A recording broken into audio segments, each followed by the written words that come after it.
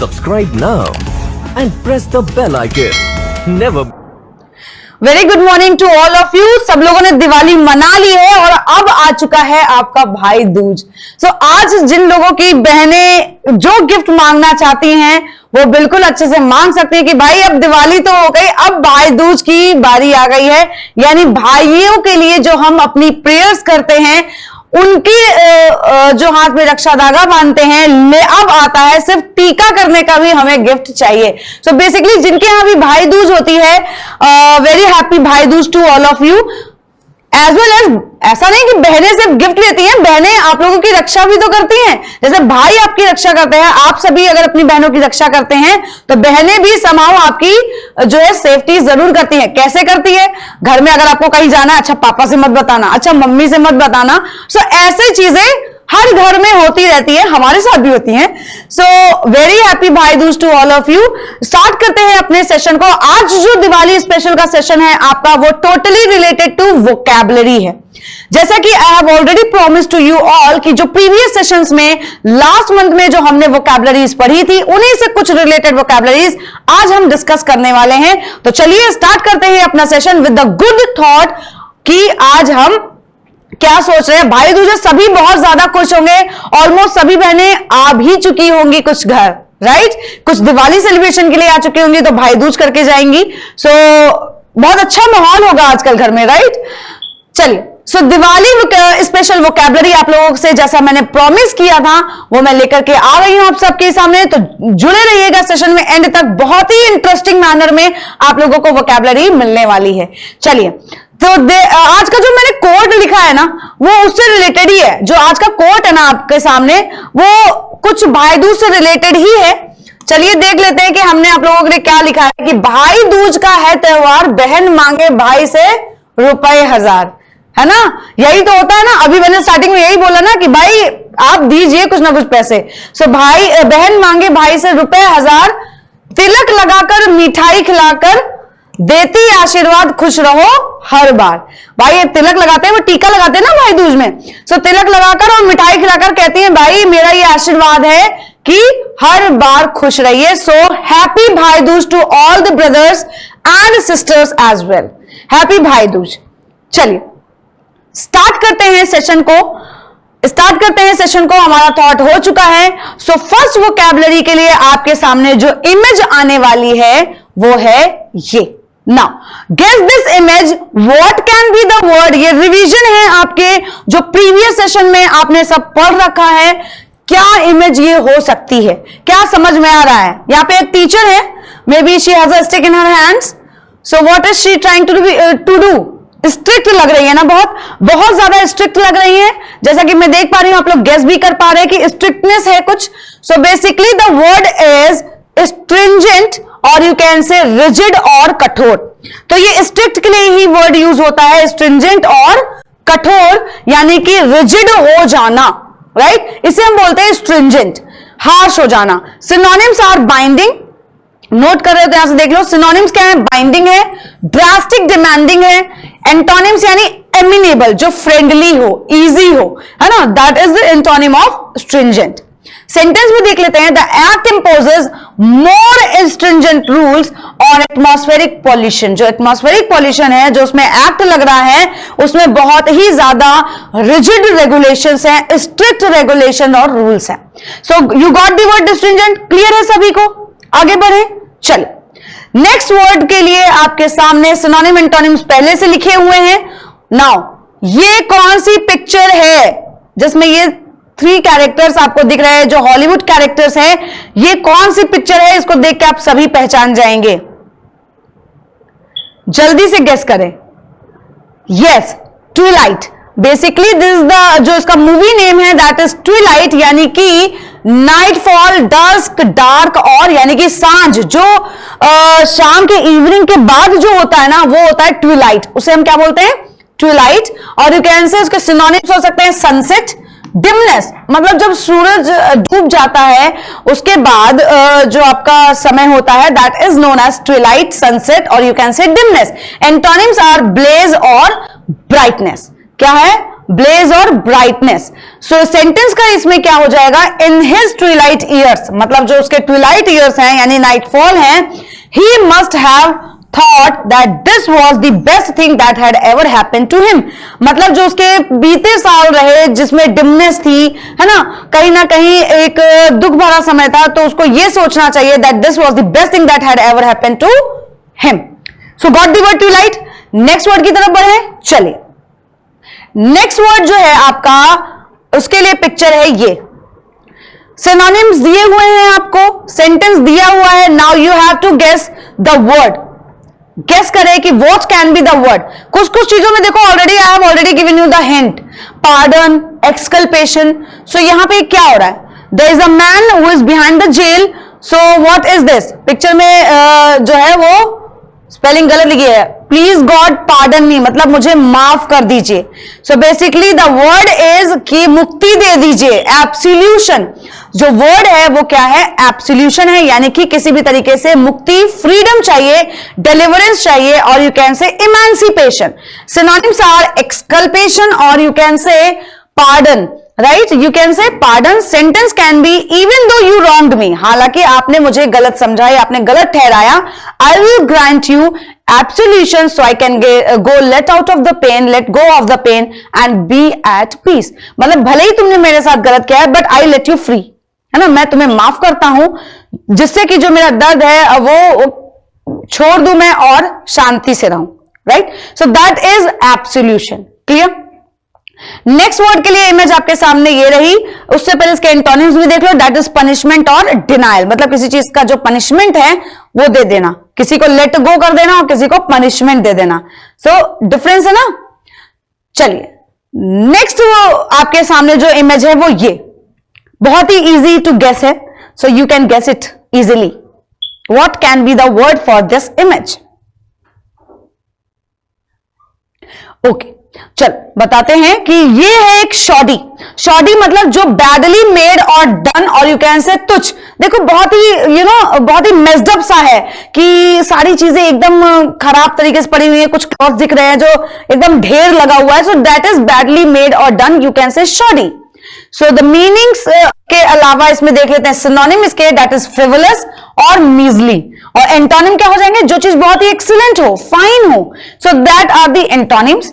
Sentence देख लेते हैं, because of shoddy accounting practices for such a shoddy job.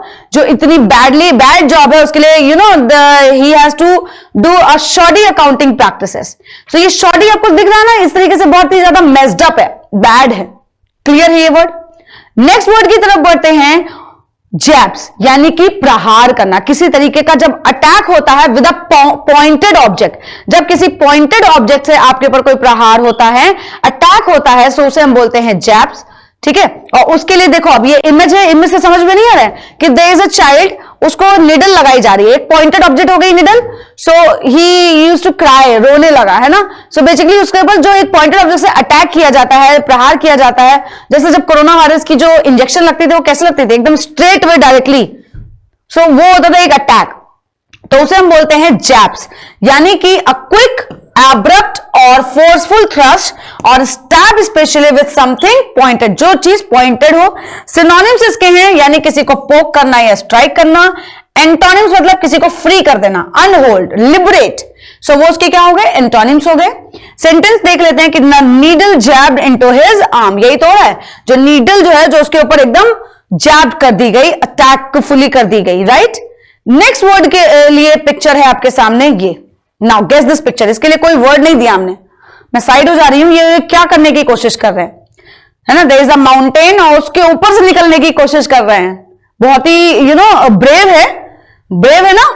चलिए तो देखते हैं इनकी ब्रेवनेस के लिए वर्ड क्या है, दैट इज प्रिवेल्ड, यानी कि जीतना, है ना, किसी चीज में जीत हासिल करना इज प्रिवेल्ड, यानी प्रूव मोर पावरफुल और सुपीरियर। ऑब्वियसली माउंटेन्स पे जो चढ़ाई कर ले तो ही proves to be more powerful और superior. Synonym and antonyms are that is abound, prove और यू कैन से ओवरकम, है ना, किसी चीज से आप ओवरकम हो गए and that must be very superior.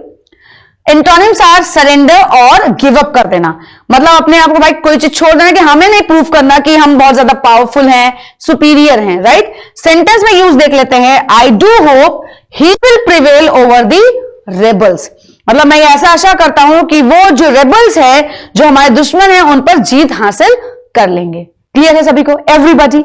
चलिए नेक्स्ट वर्ड की तरफ बढ़ते हैं और उसके लिए इमेज है आपके सामने ये, दीज आर दी क्लोथ्स, अलग अलग क्लोथ्स हैं, देख लो, this is a different kind of one, this is different and this one is different. So basically clothes के लिए क्या यूज करते हैं, I have already told you this word कि क्लोथ्स, गारमेंट्स जो होते हैं, तो गारमेंट से अगर हम याद करें सो वर्ड होता है गार्ब्स। गार्ब एक नाउन वर्ड है जिसका मतलब होता है परिधान, यानी कि clothing, specially of a distinctive और स्पेशल काइंड। ये स्पेशल काइंड के ही तो क्लोथ्स दिख रहे हैं कि ये जैसे कोई किसी जनरल के हैं, है ना, ये किसी ऑर्डिनरी मैन के हैं, ये एकदम उससे भी ऑर्डिनरी मैन के हैं। सो जो डिस्टिंक्टिव फीचर्स के होते हैं और स्पेशल काइंड के होते हैं, so that is known as, उन क्लोथ्स को हम बोलते हैं गार्ब। क्या बोलते हैं, गार्ब। सिनोनिम एंटोनिम्स देख लेते हैं कि गारमेंट्स और यू कैन से कॉस्ट्यूम, एंटोनिम्स यानी डिसरोब और अनकवर, मतलब किसी भी तरीके के कोई भी स्पेशल काइंड ना हो, जो डिसरोब हो, अनकवर हो, विदाउट क्लॉथ्स हो, right. Sentence, she was dressed in Roman garb for the play, मतलब वो कैसे ड्रेस थी, रोमन कल्चर का जो गारमेंट्स था, क्लॉथ्स थे, उसके जैसा उन्होंने ड्रेस पहना हुआ था फॉर द डे। करेक्ट, बढ़े आगे। नाउ नेक्स्ट पिक्चर है आपके सामने ये, नाउ कैसे दिख रहे हैं, क्यों क्वेश्चन मार्क बन के आ रहा है, पहले तो स्माइल कर रहे थे, उसके बाद फिर एकदम से क्वेश्चन मार्क आ गया, यानी कि कुछ कहीं ना कहीं वो सोचने लगे, कुछ कंफ्यूजन आया होगा या कुछ क्वेश्चन माइंड में आया होगा। क्वेश्चन तभी आता है जब हमें डाउट होता है ना, जब हमें डाउट होता है तभी हमारे सामने क्वेश्चन आता है। सो बेसिकली अगर हम देखें तो वर्ड कैन बी मडल्ड, यानी कि कंफ्यूज्ड, जो चीज अरेंज्ड नहीं है, मडल्ड है। मडल्ड आप लर्न कर सकते हो मड से। मड क्या होता है, मिट्टी, मिट्टी में हर चीज तरीके की इंसेक्ट्स भी होते हैं, मिट्टी में आपका हो सकता है पानी भी मिला हो। सो बेसिकली मडल्ड है ना, बहुत ही अव्यवस्थित है, कंफ्यूज्ड है, not arranged in order. Synonym antonyms के देख लेते हैं, दैट इज जंबल, जैसे वो पैरा जंबल नहीं आता, मिक्सअप, और यू कैन से स्क्रैम्बल। सो मडल्ड के वो सिनोनिम्स हो गए। एंटोनिम्स देख लेते हैं, रेगुलर और जो सिस्टमैटिक हो, एकदम इन अ मैनर वे हो, सो वो हो जाएंगे उसके एंटोनिम्स। सिनोनिम्स इसका सेंटेंस देख लेते हैं कि हर आइडियाज आर स्लाइटली मडल्ड, बस उसके जो आइडियाज है ना कुछ एकदम डाउटफुल या कंफ्यूजिंग ही रहते हैं, है ना, मडल्ड रहते हैं। सो बेसिकली मडल्ड का मतलब क्या हो गया, कंफ्यूज, और यू कैन से not in arranged order. Correct. Next word देखते हैं, जो नेक्स्ट वर्ड के लिए इमेज है आपके सामने ये तो बहुत इजीली आप पहचान लेंगे। Now what he is trying to do, ये तो थीफ लग रहा है, चोर लग रहा है, right, and he is trying to just pull out that bag, मतलब उस बैग से कुछ ना कुछ चोरी करने की कोशिश कर रहा है। तो ये चोरी करना क्या होता है, पिल्फरेज। अभी तक आप जानते थे जो थेफ्ट हो गया, जो चोरी हो गया, उसे हम थेफ्ट बोलते थे, थीफ बोलते थे, है ना। पिल्फरेज मतलब जो चोरी होती है। So the action of stealing things of little value, मतलब वो एक्शन जो चोरी करने वाला, जो छोटी छोटी चीजों की चोरी करते हैं, that is known as pilferage. क्या बोलते हैं उन्हें, पिल्फरेज बोलते हैं। सिनोनिम्स आर फिल्चिंग और परलॉइनिंग, मतलब उस चोरी के लिए जो एक नया वर्ड हमें मिला है वो हमने पहले भी आपको बताया था, दैट इज परलॉइनिंग। एंटोनिम्स आर जो बहुत ऑनेस्ट हो, ईमानदार हो और रेस्ट्रेंट नेचर का हो। सो सेंटेंस में यूज अगर हम देखें, so pilferage is the warehouse reduces profitably by about 2%, मतलब जो पिल्फरेज, जो चोरी हुई वेयर हाउसेज में, उसने कहीं ना कहीं प्रॉफिट में 2% से क्या कर दिया, कम कर दिया, प्रॉफिट में कहीं ना कहीं 2% का घाटा हो गया। तो पिल्फरेज समझ में आया, दैट इज चोरी। नेक्स्ट वर्ड आपके लिए है, लेकिन उसके सिनोनिम्स दिए हुए हैं, दैट इज इंसोलेंट और ऑर्डिनरी। इससे आप गेस कर सकते हैं इस इमेज को, and here is the image. Now what this girl is trying to do with that dog, जबरदस्ती अपनी तरफ खींच रही है ना, जबरदस्ती अपनी तरफ खींच रही है, वो नहीं आना चाह रहा है, ऐसा लग रहा है कि बहुत ही रोप देखो बहुत ही टाइटली उसने पकड़ी हुई है। सो जबरदस्ती अपनी तरफ खींच रही है, अपनी मर्जी से कर रही है। So the word can be contumacious, इसे हम बोलते हैं कॉन्टुमेशियस, मतलब अवज्ञाकारी, स्टबर्नली डिसोबीडियंट, मतलब बहुत ही जिद्दीपना जिसे हम बोलते हैं, कोई रिस्पेक्ट नहीं हो रही है, इंसॉलेंट है, ऑर्डिनरी है। So that word can be contumacious. क्या बोलते हैं उसे? कॉन्टुमेशियस बोलते हैं। एंटोनिम्स आर एमिनेबिलिटी और यू कैन से ओबीडियंस, यानी कि जो रिस्पेक्ट करते हैं, जो फ्रेंडली नेचर के लिए होते हैं, स्टबर्न नहीं होते, जिद्दी नहीं होते, तो वो हो जाते हैं antonyms of the contumacious. Sentence में यूज देखते हैं, she was warned that her contumacious conduct would not be tolerated, मतलब जो उसका ये डिसओबीडियंट बिहेवियर है वो टॉलरेट नहीं किया जाएगा, उसको ये वार्निंग दी गई है। क्लियर है ये वर्ड सभी को? एवरीबॉडी। चलिए नेक्स्ट वर्ड की तरफ बढ़ते हैं, स्टिपुलेट्स। स्टिपुलेट्स मतलब होता है शर्त लगाना या अपनी बात को मनवाना, किसी चीज के लिए एकदम फोर्सफुली कहना कि नहीं ये काम आपको करना है।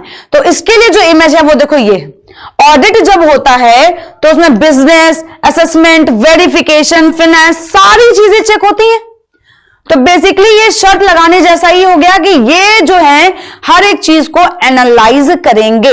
So that stipulates everything to state exactly what something must be, मतलब ये एकदम क्लियरली बता देना कि क्या होना चाहिए और क्या करना चाहिए। तो ऑडिट में यही तो होता है, वेरिफिकेशन भी होगा, बिजनेस पॉइंट ऑफ व्यू से देखा जाएगा, असेसमेंट होगा और फाइनेंस देखा जाएगा। तो ये कहीं ना कहीं एक स्टिपुलेशन है, राइट। एंटोनिम सिनोनिम इसके देख लेते हैं, दैट इज स्पेसिफाई और प्रिस्क्राइब। एंटोनिम इसके क्या होंगे?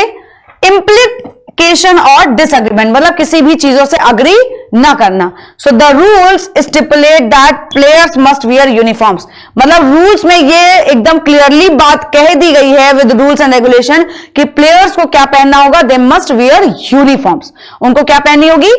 यूनिफॉर्म्स। क्लियर हो रहा है सभी को? एवरीबॉडी। ये पुराने वर्ड्स हैं जो हमने प्रीवियस मंथ में सारे वर्ड्स पढ़े थे, इसमें कुछ वर्ड्स ऐसे भी हैं जो आपके अक्टूबर मंथ तक जो अभी तक हमने पढ़े थे, डिस्कस किए थे, राइट। सो इजी होगा। नेक्स्ट वर्ड की तरफ बढ़ते हैं और नेक्स्ट वर्ड के लिए इमेज है आपके सामने ये। Now she is trying to say that I hate this place and she is not responding. Okay ठीक है, बोलती रहो, if you are hating this place that's not my concern. तो ये इस तरीके की सिचुएशन को, वर्ड्स को हम क्या बोलते हैं? दैट इज साइनिज्म, यानी कि कुटिलता दिखाना, है ना। जो सेल्फिश मैनर में एक्ट करते हैं, जो बहुत ही ज्यादा सेल्फिश हो जाते हैं, जो सिर्फ अपना सोचते हैं। So the believe that people always act selfishly. Now she is being selfish with her, है ना, कि ठीक है तुम्हें पसंद नहीं, कोई बात नहीं, मुझे पसंद है के जगह। So that is known as cynicism, उसे हम क्या बोलते हैं? साइनिज्म बोलते हैं। एंड सिनोनिम्स आर बिटरनेस, कड़वाहट जिसे हम बोलते हैं, पेसिमिज्म। एंटोनिम्स क्या है? जहां पे आप चीयर करते हो, हैप्पी होते हो, और you can say optimism, correct. So such behaviour only bred cynicism about the business world, जो बिजनेस वर्ड के बारे में जो एक साइनिज्म है, कुटिलता है, सच बिहेवियर ओनली ब्रेड, वो कहीं ना कहीं उसको बढ़ावा देगी। इस तरीके का बिहेवियर किसको बढ़ावा देगी? साइनिज्म को। क्लियर है सभी को? एवरीबॉडी। चलिए नेक्स्ट वर्ड के लिए जो आपके सामने इमेज है वो है ये। नाउ अब आप कहोगे मैम ये तो फायर दिख रही है, आग दिख रही है, तो फायर के लिए और दूसरा वर्ड क्या हो सकता है? फायर के लिए और दूसरा वर्ड क्या हो सकता है? क्योंकि फायर सिर्फ आग को बोलते हैं। एक फ्रेज यूज होता है कि किसी तरह का आग लगा रहे हो तुम, आग लगाने का मतलब किसी की चुगली कर रहे हो, है ना। तो उस वर्ड के लिए हम बोलते हैं कॉन्फ्लैग्रेशंस। क्या बोलते हैं? कॉन्फ्लैग्रेशंस, यानी कि आग की लपटें। आग तो है लेकिन ये लपटों के साथ उठ रही है। So a large and violent event, मतलब एक ऐसा बड़ा और बहुत ही हिंसात्मक इवेंट होता है, जैसे कि वॉर हो गया, जिसमें बहुत सारे लोग इंक्लूड होते हैं। सो उसे हम बोलते हैं कॉन्फ्लैग्रेशंस। और इसके सिनोनिम एंटोनिम्स हैं, दैट इज होलोकॉस्ट और डिवास्टेशन। एंटोनिम्स हो जाएंगे पैसिफिकेशन और पीस। सेंटेंस में यूज देख लेते हैं कि the conflagrations between the two countries lasted for 10 years, मतलब दोनों देशों के बीच में जो ये आग की लपटें थी वो 10 सालों तक चली। आग की लपटें का मतलब जो हीटेड आर्ग्यूमेंट्स थी, जो चीजें उनके बीच में नहीं ठीक हो पा रही थी, that devastation lasted for 10 years। Clear? चलिए नेक्स्ट वर्ड की तरफ बढ़ते हैं। अभी लिखा है what to do. Now he is trying to say what to do. देखो कैसे चल रहा है, बच बच के चल रहा है। एगशेल्स पड़े हुए हैं, ये एगशेल्स हैं जिनसे बच बच के चल रहे हैं। सो बेसिकली मतलब केयरफुली वॉक करना, that is trade.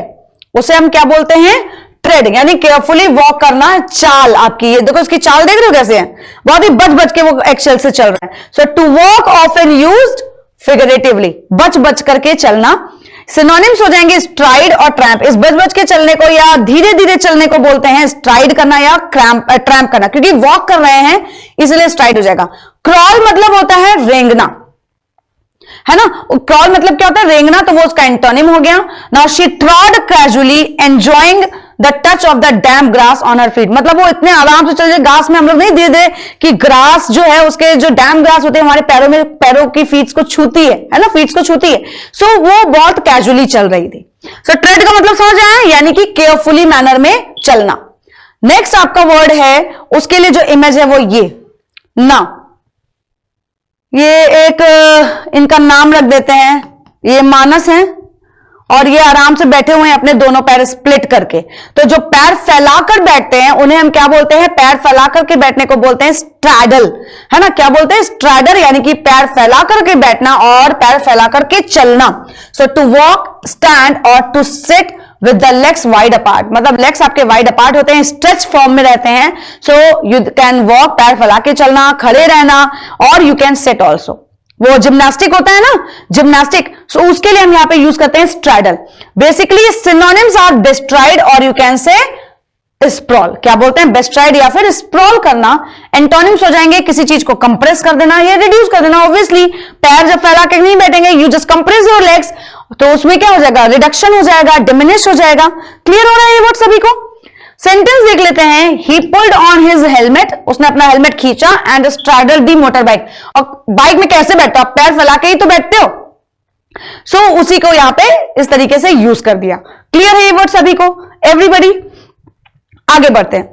So next word in front of you is this perambulatory, जो पर्यटन संबंधी होता है। देखो, दिस इज अ मैन जो कहीं बहुत दूर यू नो सी के पास है, बीच के पास है ना, और यहां पे जो पूरे शहर से दूर है एकदम। So basically this is related to, you can say perambulatory, है ना, यानी कि पर्यटन से संबंधित होना। The act of walking around, मतलब वॉक भी कर रहे हैं। सर्वेइंग लैंड और टूरिंग, मतलब लैंड को सर्वे करना, टूर पे जाना। सो वो जो सारी चीजें होती हैं वो से हम बोलते हैं पेरम्बुलेटरी, राइट। इसके जो सिनोनिम्स हैं दैट इज मोजी और प्रोमिनेट।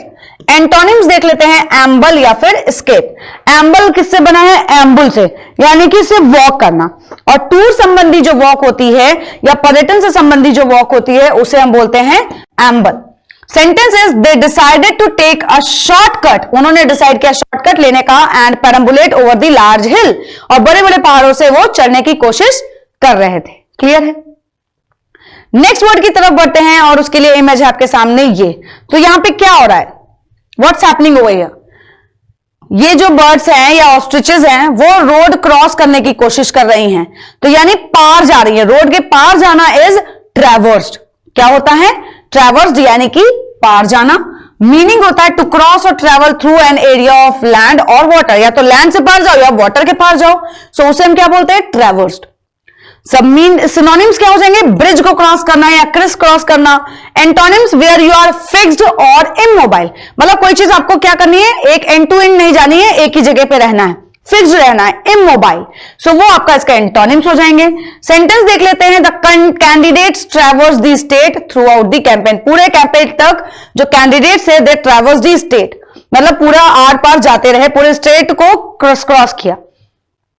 नेक्स्ट वर्ड के लिए जो इमेज है आपके सामने, and this is the last word for you all. ये देखो, there is a dead body जिसको वो बाहर निकालने की कोशिश कर रहे हैं। ये वर्ड सभी को याद होगा, ये वर्ड सभी को याद होगा कि इसमें क्या हो रहा है। नाउ वर्ड कैन बी एक्सहमिंग, बहुत ही इंपॉर्टेंट वर्ड था, मैंने बोला, यानी प्रकाश में लाना, और to remove a body from the place where it is buried, मतलब जहां इसको दफनाया गया था वहां से इसको बाहर निकालने की कोशिश कर रहे हैं, तो उसे हम बोलते हैं एक्सहमिंग। क्या बोलते हैं, exhuming means to remove a body from the place where it is buried. Synonym antonym इसके देख लेते हैं। सिनोनिम्स आर डिसइंटर और यू कैन से अनबरी, है ना, बरीड वन को जो अनबरी, यहां पे बरीड को ही सिनोनिम बोलते हैं, अनबरी कर देना, राइट। एंटोनिम्स आर एंटॉम्ब और इनह्यूम। एक्सह्यूम का जस्ट अपोजिट इनह्यूम। एक्स मतलब बाहर निकालना, इन मतलब अंदर करना। Sentences, the police exhumed a dead body for postmortem, जो पुलिस है वो क्या करने की कोशिश कर रही है, बॉडी को बाहर निकालने की कोशिश कर रही है फॉर द पोस्टमार्टम। ठीक है, so these are the word we have already discussed in the previous sessions. जो लास्ट मंथ की हमारी वोकैबुलरी के वर्ड्स थे वो मैंने आप लोगों से ऑलमोस्ट जो इंपॉर्टेंट वर्ड्स थे ऑलरेडी डिस्कस कर दिए हैं। इन वर्ड्स को बहुत ध्यान से पढ़ना, मोस्ट इंपॉर्टेंट वोकैबुलरी वर्ड्स है। इससे पहले भी एक सेशन हमने लिया था, राइट? और अब आने वाला जो सेशन है आपका बहुत ध्यान से पढ़ना है, क्योंकि अभी लास्ट के 2 दिवाली स्पेशल के जो सेशंस हमने पढ़े वो किस पे बेस्ड थे? आपका theme of the passage and tone of the passage. Now we are going to discuss about the inference based questions. इसके बाद से सारी दिक्कतें खत्म, रीडिंग कॉम्प्रिहेंशन की आप लोगों की सारी दिक्कतें खत्म। तो जुड़ना मत भूलिएगा कल के सेशन में आप सभी मेरे साथ सुबह 7:30 बजे। Till then, thank you. Subscribe now and press the bell icon. Never miss an